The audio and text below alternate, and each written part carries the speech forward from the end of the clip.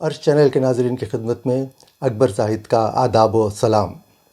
حسن غزل کے اس خوبصورت اور مقبول پروگرام میں آپ سبھی باذوق احباب کا خیر مقدم ہے۔ حسن غزل کا یہ پروگرام دراصل آسمان ادب کی ایک ایسی کہکشاں ہے جو اپنے اندر بے شمار ایسے ستارے چھپائے ہوئے ہے جو اگر روشنی کا سفر طے کرتے ہوئے زمین پر اتر آئیں تو ان کی ضیاء سے آنکھیں چکا چوند ہو جائیں۔ انہی بے شمار ستاروں کی جھرمٹ سے ایک چمکتا دمکتا روشن ستارہ شعر و سخن کی حسین سوغات لے کر روشنی کا سفر طے کرتے ہوئے زمین پر اتر آیا ہے، اور آج یہ روشن ستارہ عرش چینل پر اپنی شاعری کی سبک کرنوں کو بکھرنے کے لیے تیار ہے۔ اور آج عرش چینل پر ہم جس ہستی کو لا رہے ہیں وہ یہی روشن ستارہ ہے، اور ان کا نام ہے احمد ارسلان۔ احمد ارسلان صاحب کا تعلق جموں کشمیر کے خوبصورت خطہ ارضی کشتواڑ سے ہے۔ ان کے والد کا نام جناب حبیب اللہ صاحب اور والدہ کا نام محترمہ فریدہ بیگم۔ ان کی ایک چھوٹی سی بہن بھی ہے۔ کشتواڑ کو جموں کشمیر کا سب سے بڑا ضلع بنانے میں اس وقت کے وزیر اعلیٰ غلام نبی صاحب کا بہت بڑا ہاتھ تھا۔ کشتواڑ میں تقریباً اسی طرح کے پہاڑ ہیں جیسا کہ ہماچل اور لداخ میں ہیں۔ پورا ضلع پہاڑوں، جنگلوں، جھرنوں اور دلکش وادیوں سے گھرا ہوا ہے۔ اس سرزمین کو زعفران، نیلم اور اولیاء کرام کی سرزمین بھی کہا جاتا ہے۔ یہاں ہندو، مسلم، سکھ سبھی لوگ اتفاق و اتحاد اور بھائی چارگی کے ساتھ مل جل کر رہتے ہیں۔ اسی کشتواڑ میں ولی کامل داعی اسلام حضرت شاہ فرید الدین بغدادی کا بھی آستانہ ہے، جنہوں نے لوگوں کو کفر و ظلمت کی تاریکی سے نکال کر روشنی کی طرف لایا تھا۔ یہاں بہت سے کہنہ مشاعر موجود ہیں اور مشاعروں کی محفلیں بھی یہاں منعقد ہوا کرتی ہیں۔ جموں کشمیر کے کہنہ مشق استاد شاعر مرحوم حسرت کشتواڑی کے سامنے احمد ارسلان صاحب نے زانوِ ادب طے کیا تھا۔ ویسے ارسلان صاحب کو اسکول کے زمانے سے ہی شعر و شاعری کا شوق ہو گیا تھا۔ احمد ارسلان صاحب کو اپنے استاد محترم سے بے حد لگاؤ تھا، لیکن جیسا کہ ہر کسی کو یہاں سے جانا ہوتا ہے، حسرت کشتواڑی بھی ایک دن اپنے خالق حقیقی سے جا ملے۔ ارسلان صاحب کو بے حد دکھ ہوا تھا۔ انہوں نے اپنے استاد کی یاد میں ایک مشاعرہ منعقد کیا اور اس مشاعرے کی نظامت بھی کی۔ یہ ان کا اولین مشاعرہ تھا جو بے حد کامیاب رہا، اور اس کے بعد ان کی اپنی ایک الگ شناخت وہاں کے شعراء میں بننے لگی۔ اس مشاعرے میں ارسلان صاحب کے والد حبیب اللہ صاحب نے بھی شرکت کی تھی، اور ارسلان صاحب کا کہنا ہے کہ اس وقت انہوں نے اپنے والد محترم کے چہرے پر ایک الگ ہی مسکراہٹ دیکھی تھی جو کسی بھی باپ کو اپنے بیٹے کی کامیابی دیکھ کر ہوتی ہے۔ اس کے بعد ان کا سفر باوجود مشکلات کے ان کے بزرگوں کی دعاؤں سے آسان ہوتا چلا گیا۔ بہت سے لوگ ان کے ساتھ جڑنے لگے، اور اس کے بعد کشتواڑ کی کلچرل اکیڈمی کے ایک دوست جن کا نام مجتبیٰ ٹاک تھا، انہوں نے ارسلان صاحب کو ایک نعتیہ مشاعرے کی دعوت دی۔ اس مشاعرے میں ارسلان صاحب نے نہ صرف اپنا کلام پیش کیا بلکہ اس مشاعرے کی نظامت کے فرائض بھی انجام دیے۔ ارسلان صاحب نے بہت ساری غزلیں لکھی ہیں، نعتیں بھی لکھی، منقبت بھی لکھی اور مناجات بھی، اور اس کے علاوہ کئی سو خطات بھی ان کی بیاس کا ایک حصہ بن چکے ہیں۔ بزرگوں سے محبت ان کی شاعری میں جگہ جگہ جھلکتی ہے۔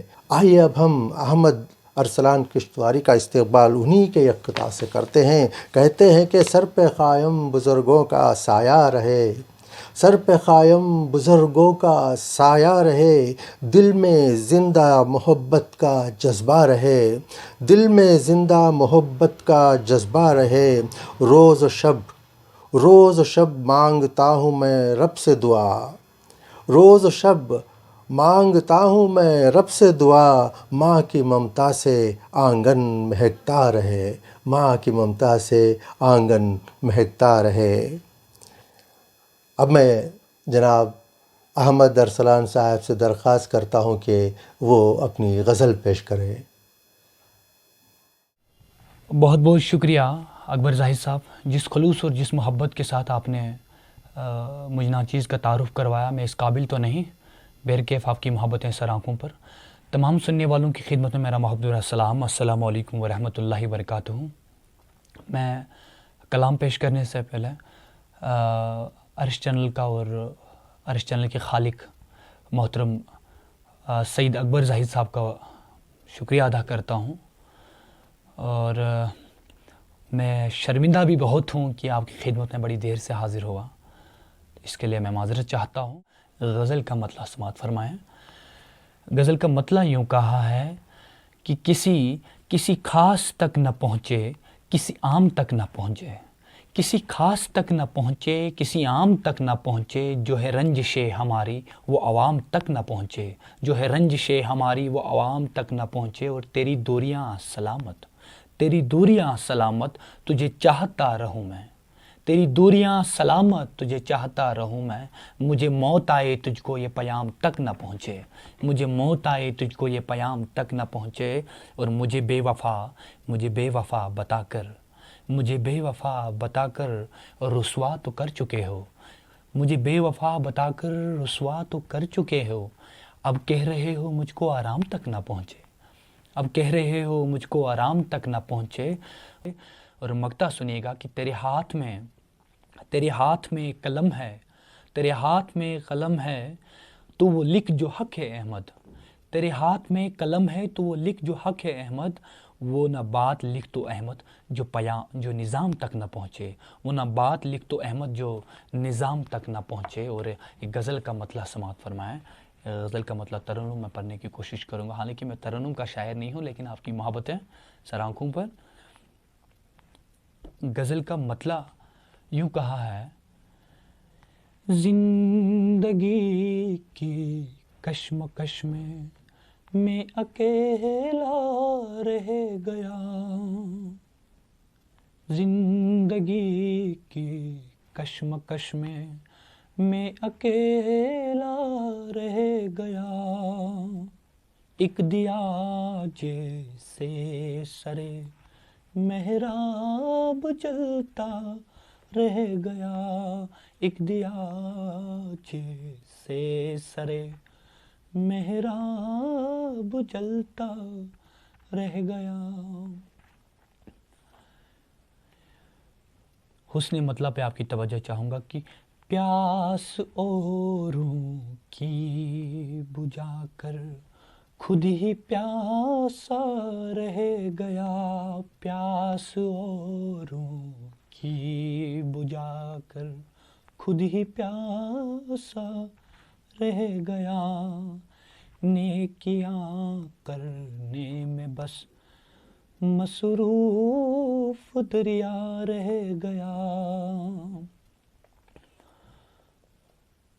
اور شعر سنیے گا: دور تھی منزل میری، زادے سفر کچھ بھی نہ تھا، دور تھی منزل میری، زادے سفر کچھ بھی نہ تھا، دیکھ کر حالت میری حیران رستا رہ گیا۔ اور شعر چنئی کے لوگوں کی نظر کر رہا ہوں: ساتھ ہیں یادیں جو تیری میں بہت مصروف ہوں، ساتھ ہیں یادیں جو تیری میں بہت مصروف ہوں، لوگ سمجھیں ہیں کہ تجھ بن میں تو تنہا رہ گیا۔ اور شعر شاہد صاحب کی نظر اور اکبر زاہد صاحب کی نظر کر رہا ہوں: پیار تھا اخلاص تھا نہ، پاس اس کی تھی وفا، پیار تھا اخلاص تھا نہ، پاس اس کی تھی وفا، جانے کیوں میں بے وفا کو پھر بھی تکتا رہ گیا، جانے کیوں میں بے وفا کو پھر بھی تکتا رہ گیا، لے کے یہ سادہ مزاجی اور دل میں غم ہزار، لے کے یہ سادہ مزاجی اور دل میں غم ہزار، کو بکو میں اس نگر میں ہائی پھرتا رہ گیا، کو بکو میں اس نگر میں ہائی پھرتا رہ گیا۔ اور مقطع آپ کے لوگوں کے حوالے کر رہا ہوں، اپنے چاہنے والوں کے حوالے کر رہا ہوں۔ لٹ گیا احمد وہ سارا، لٹ گیا احمد وہ سارا۔ اگر شعر کہنے میں کامیاب ہو گیا ہوں تو اپنی دعاؤں سے نوازے گا۔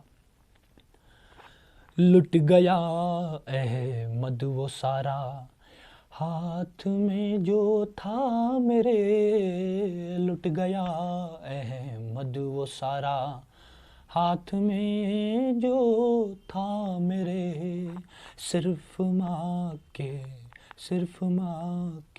ہاتھ کا روٹی کا ٹکڑا رہ گیا، صرف ماں کے ہاتھ کا روٹی کا ٹکڑا۔